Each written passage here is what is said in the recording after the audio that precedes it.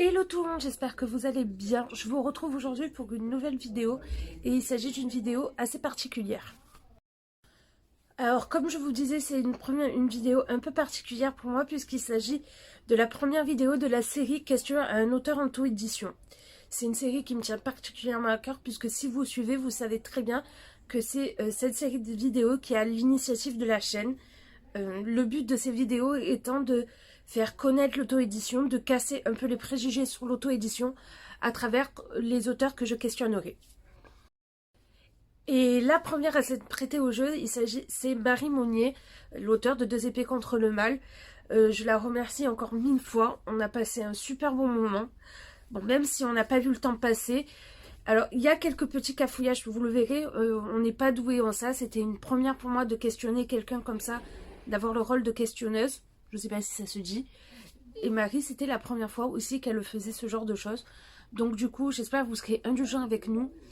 J'ai pris le parti pris de pas trop couper parce que j'avais pas envie que ça dénature trop l'interview. Donc du coup voilà, je vous laisse avec l'interview, avec l'entretien plutôt. Et du coup j'espère que ça vous plaira.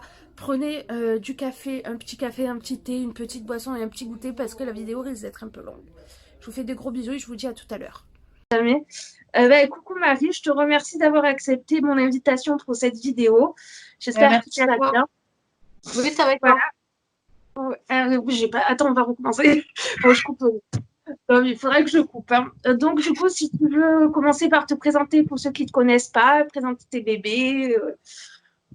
Ok, alors je m'appelle Marie, j'ai 21 ans et du coup je suis l'auteur de deux romans, enfin une duologie de fantasy. Je les ai préparés. Et, Je parle, je et t'aime. donc voilà. Présente un peu plus tes bouquins, de quoi ça parle, pour ceux qui ne connaîtraient pas, ceux qui me suivent pas assez et que j'ai pas encore assez saoulé avec. Bon, alors c'est de la fantasy médiévale donc ou fantasy épique. Bon, il y en a qui le mettent dans l'heroic fantasy et puis j'ai même une lectrice qui a mis dans la dark fantasy donc après c'est à voir quoi. Mais sinon ça se passe dans un univers propre à lui-même. Et c'est toujours difficile de résumer son livre Je sans te spoiler. rassure, moi, quand je lis un livre, c'est difficile pour moi aussi. Tu as vu à quel point j'ai galéré déjà. Oui.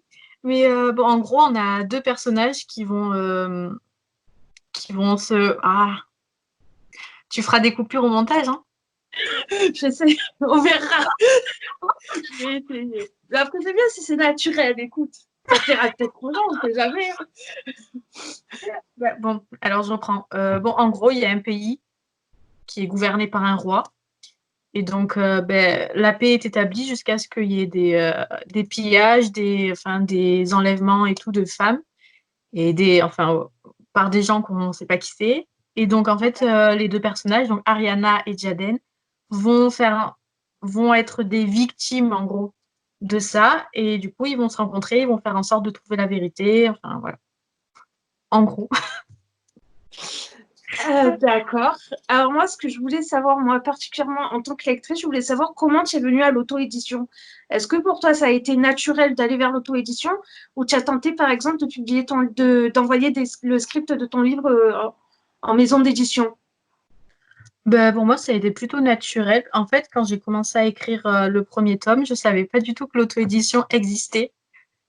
Et donc, pour moi, il existait vraiment que les maisons d'édition. Et jusqu'à ce que sur Instagram, parce qu'au début, j'étais que bookstagrammeuse. Et sur Instagram, j'ai rencontré des auteurs. Et c'est là que je me suis rendu compte qu'il y avait l'auto-édition. Et puis, je sais pas, ça m'est venu naturellement. Je me suis dit, moi aussi, après tout, j'écris. Alors, autant tenter en auto-édition, quoi. D'accord. Et qu'est-ce que ça t'apporte, l'auto-édition, par rapport à l'écriture, par rapport que peut-être tu n'aurais pas dans une maison d'édition normale si tu avais... Enfin, c'est un peu... J'ai pas envie que ça paraisse négatif de parler de maison d'édition comme ça, mais on sait, moi je sais qu'en tant que lectrice, je ressens qu'il y a, quand je lis un livre en auto-édition, je sens qu'il y a beaucoup plus de liberté de la part de l'auteur. Parce que Oui, je commence... déjà, en auto-édition, tu peux tout gérer toi-même. Donc, tu fais le Ouais. choix de tout, en fait. Donc, que ce soit la couverture ou quoi, tu choisis tout toi-même. Donc déjà, ça, c'est vachement limité en maison d'édition parce que du coup, un- quand tu envoies ton manuscrit en maison d'édition, il y a forcément des trucs qui changent, des passages qui vont pas être dans les normes de la maison ou quoi, et qui vont vouloir être changés. Donc après, là, c'est vrai que en auto-édition, c'est ton histoire et il y a rien qui change, c'est ce que tu as voulu écrire et bon, même si tu as des bêta lecteurs et tout, après, enfin, c'est toi qui gères tout, que ce soit la couverture, la publicité, enfin voilà. Je suis pas T'as claire. parlé... Oui, ça a été clair. Et tu viens de parler des bêta lecteurs et je sais que j'ai eu pas mal de questions, que tu as reçu des questions aussi par rapport à ça. Qu'est-ce que ça t'apporte le fait d'avoir des bêta lecteurs et comment tu les choisis quelque part? Alors, comment je l'ai choisi? Déjà, bon, je m'y suis un peu mal pris pour Deux épées contre le mal, déjà. J'avais que... J'ai commencé avec une bêta lectrice qui était ma meilleure amie. Et donc, bon, elle a fait un super travail hein, de bêta lecteur et tout. Et donc, elle était toute seule. Donc, j'avais vraiment qu'un seul avis. Et après, j'ai eu deux autres avis de bêta que j'ai pris vraiment au dernier moment pour savoir ce qu'ils en pensaient. Ensuite, pour le tome 2, je m'y suis pris un peu différemment. J'avais deux bêta lecteurs aussi. Et donc c'était des amis d'Instagram, en fait, Ok. que j'ai choisi. Ben, la première avait adoré le tome 1. Donc, je me suis dit, ben, si tu veux faire la bêta lecture du tome 2. Donc, voilà. Et après, là, pour mon nouveau projet, je m'y prends différemment. J'ai décidé Ouais. d'en avoir plus. Donc, déjà, j'ai un ami auteur qui est bêta lecteur. Donc, Ouais. Yassine Faye. Ouais, je sais, tu m'en as parlé déjà. Je connais aussi. Et le pauvre, je le martyrise. Et J'ai compris, j'ai cru comprendre ça. Tu vas rigoler, je crois, quand tu vas voir la vidéo.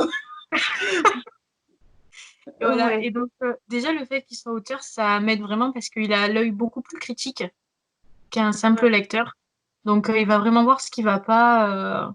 Enfin, voilà. Et sinon, après, j'ai fait une demande en story sur Instagram. Donc, s'il y en a qui aiment le genre, dans mon nouveau projet, c'est de la dystopie. Donc, s'ils aiment la dystopie, s'ils se sentent prêts à faire un travail de bêta lecteur ou quoi, et s'ils ont le temps aussi, et puis s'ils ont Oui, aussi les qualités, parce qu'il faut ouais. vraiment être critique, il faut pas, enfin, faut être honnête aussi pour pouvoir C'est ça. s'améliorer. Et donc après, ben, donc j'ai fait cette demande en story. Il y en a qui sont venus me voir pour participer. Puis après, ben, enfin, j'ai pas eu beaucoup de demandes, donc je les ai pris et puis on verra bien ce que ça donne, quoi. Mais du coup, ça me fait 5 avis différents. Donc au final, s'il y a vraiment des erreurs qui reviennent souvent, ben, je sais que ça, je pourrais le changer, etc. Enfin, voilà, c'est vraiment important, les bêta-lecteurs. D'accord.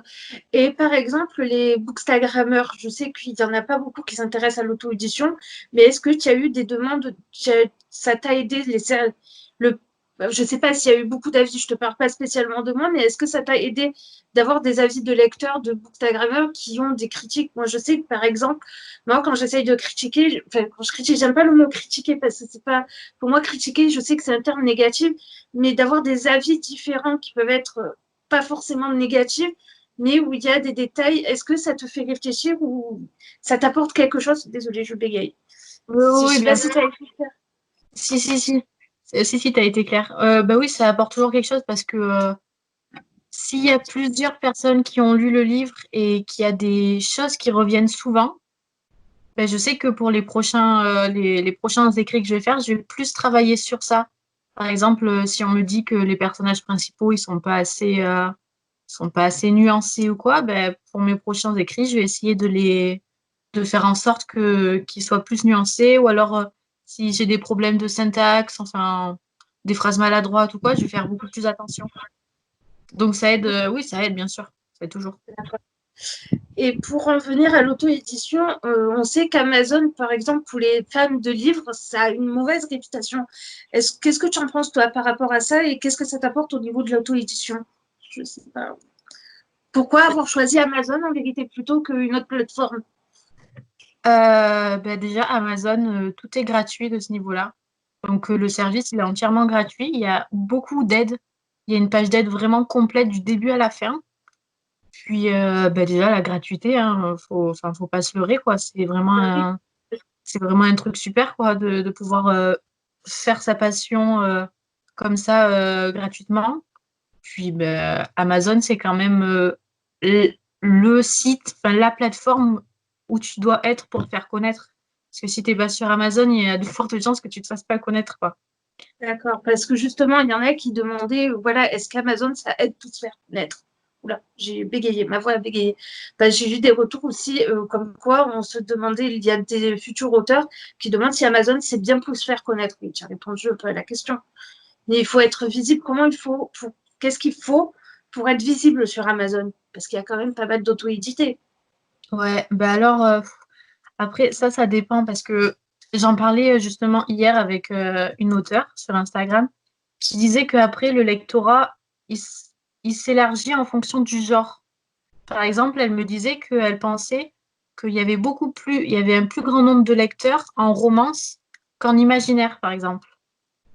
Ouais. Et donc déjà, après, ça c'est aussi le genre dans lequel tu écris. Donc, enfin, il y a un genre qui est souvent plus aimé que d'autres.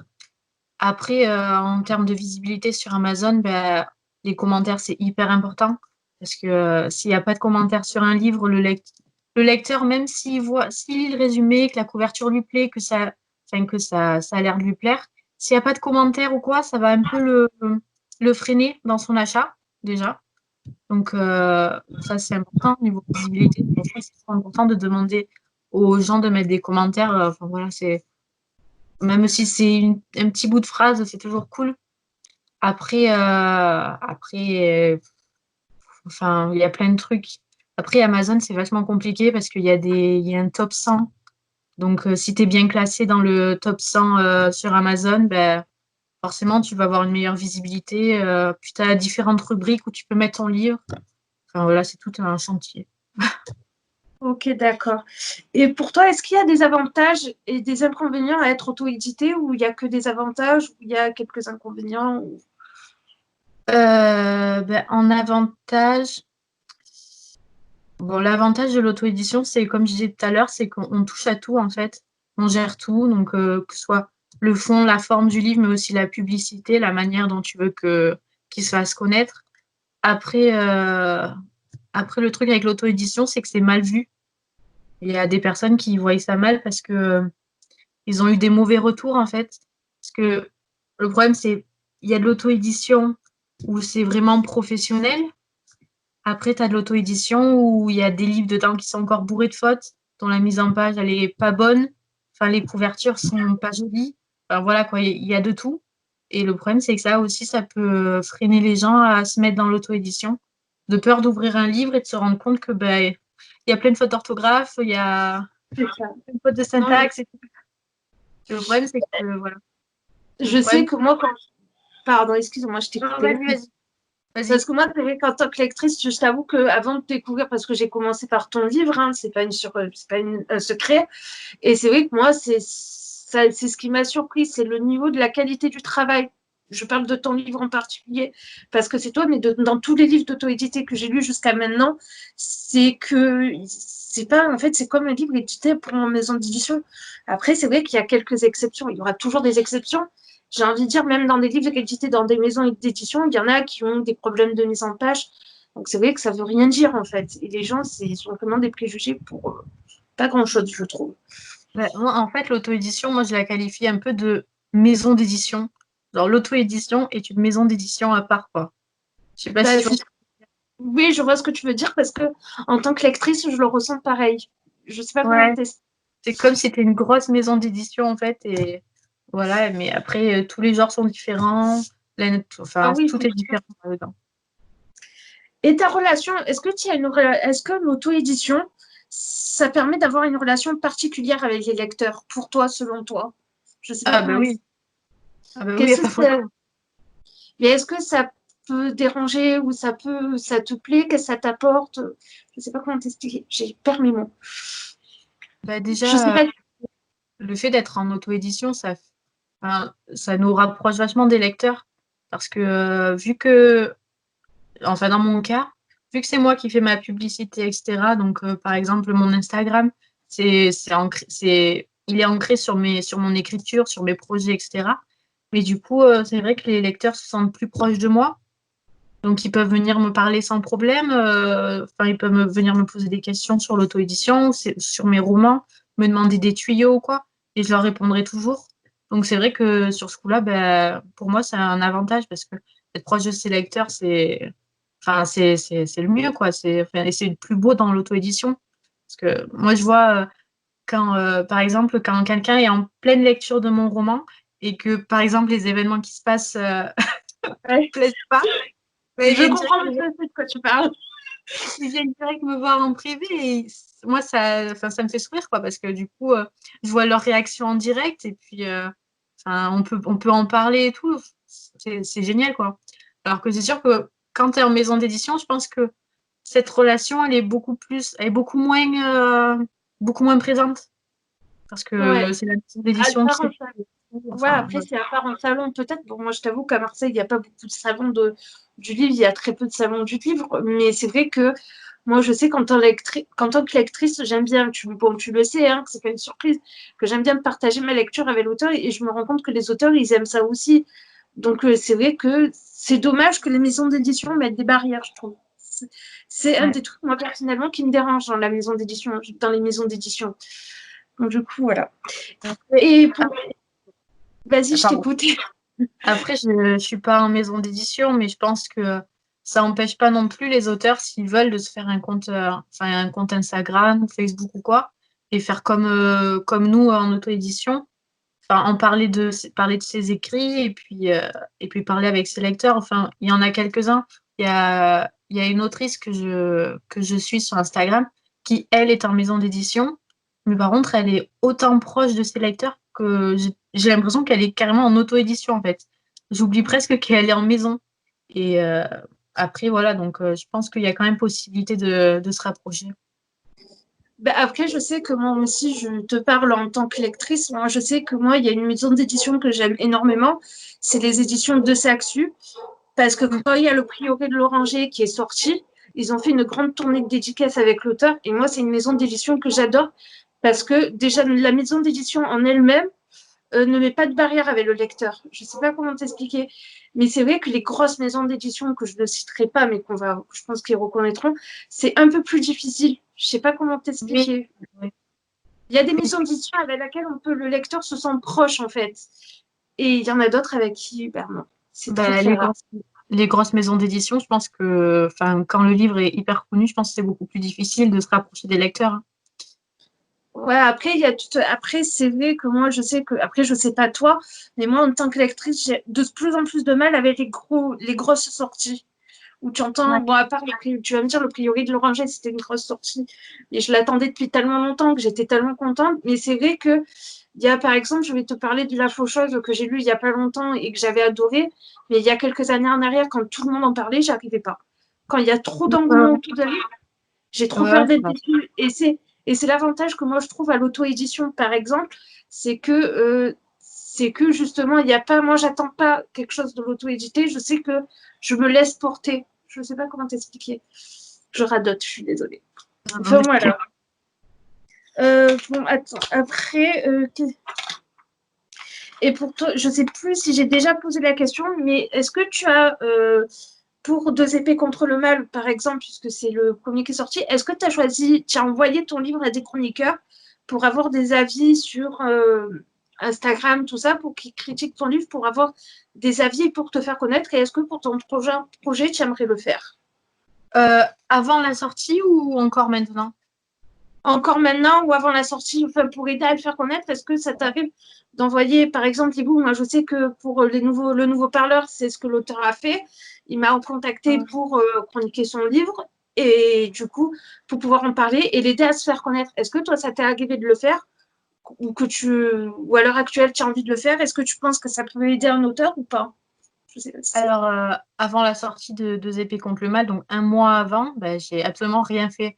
En fait, j'ai très mal organisé la sortie, c'est-à-dire que j'ai fait ma publicité, mais c'est vrai que sur le moment, je n'avais pas pensé à contacter des chroniqueurs.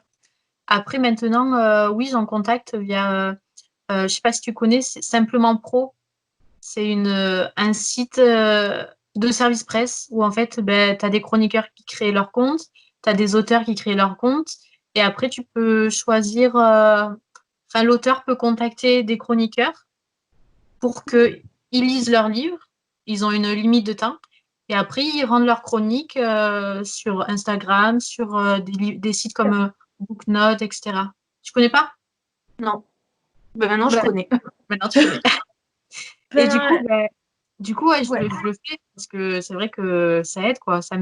Déjà, ça rajoute des commentaires sur Amazon, donc en niveau visibilité, ça aide.